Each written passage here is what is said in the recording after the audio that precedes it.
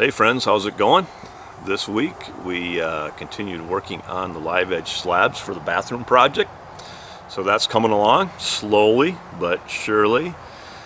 And I made a grinder stand, that's in here. Also made a little stand with wheels on it to roll the planer around.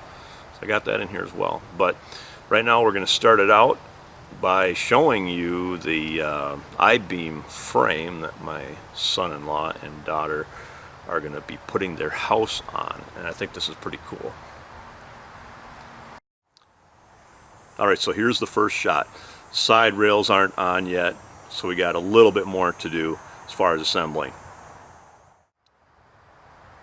And in this shot here, it's dark, but you can see hopefully that we got the sides all on it, and it may not be apparent, but we actually have this whole frame sitting on a stump in the center.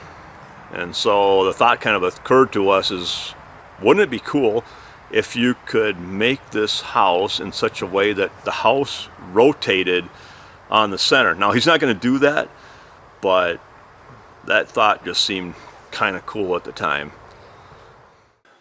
I don't know if this trick works for me or not, but I've seen it done.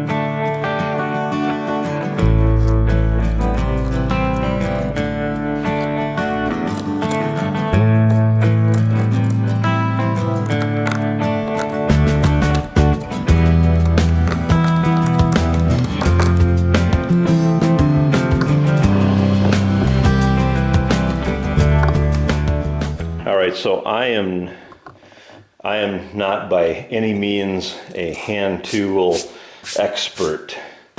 I'm trying this thing out that my dad had sitting here in the shop, and it's probably not as sharp as it could be, not terrible. I tried mounting my piece up there, which ended up being a little bit high for me and not comfortable, even though I'm tall. It's just not in the right spot. So I got this one down on the bench here, and I'm going to try that.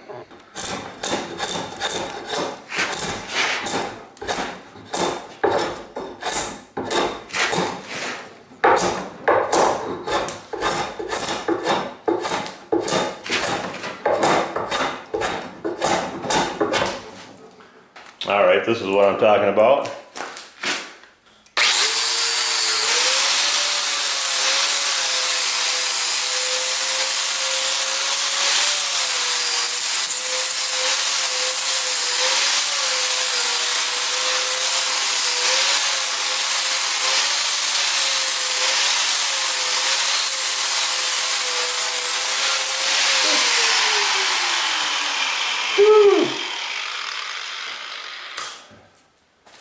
Dusty. So this is kind of a nip and tuck situation here. I have a 25-inch planer. I have to make the narrowest spot on here at least about 23 inches right now, just so it will fit on top of the countertop and allow me a 1/4 inch or whatever to scribe it in.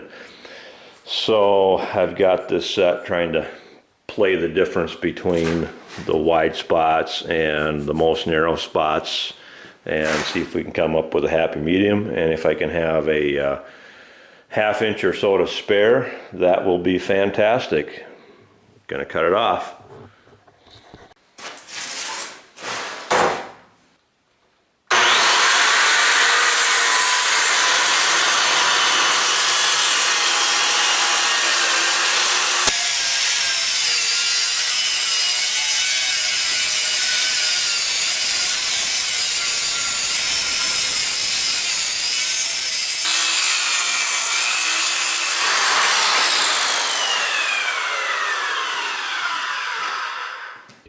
time to do a couple things that make life easier going forward. One is tacking on these couple little things here so I have a place to hang my strikers on and not keep hanging them up off of here where they fall off every time.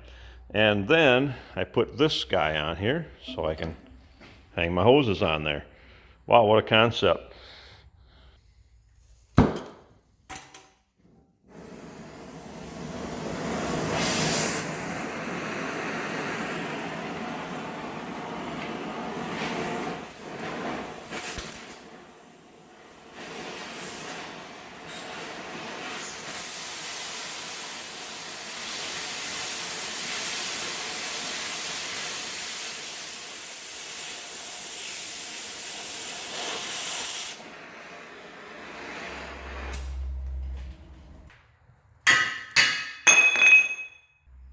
Well, just a little bit of grinding left to do on this, and then we'll have two flat edges.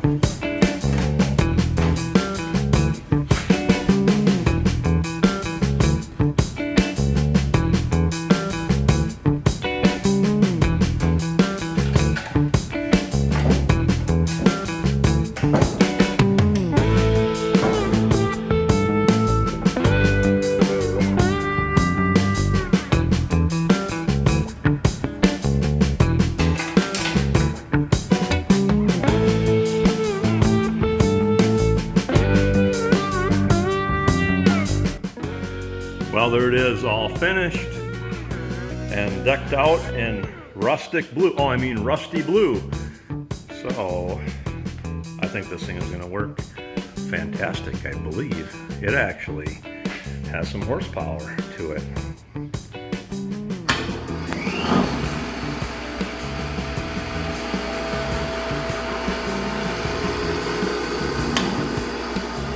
Yes, it does. And it'll sit there and coast for a long, long time after you finish, or after you turn it off. Need some new wheels for it? Not sure. Maybe I'll get a grinder on one side and a wire wheel on the other. I don't know. I don't know if I want wires in my eye or not. But we'll figure something out here. Still metal working day. Gonna try and make this little tray that the old Woodmaster planer is going to sit down in, and hopefully this will make it easier to wheel around. So I've got some wheels I'm going to put on this thing, and maybe some kind of a stop or whatever so it doesn't scoot around on the floor when I'm trying to plane boards. Well, this is going to be a wrap right here. I have the cart for the Woodmaster planer finished up. Just got to bring it over and put the planer on it somehow. That thing is a heavy beast. So, wish my back luck and maybe the back of somebody else. Anyway, this is a wrap for today, and we will see you next week. I hope you do subscribe and like and all that stuff. See you next week.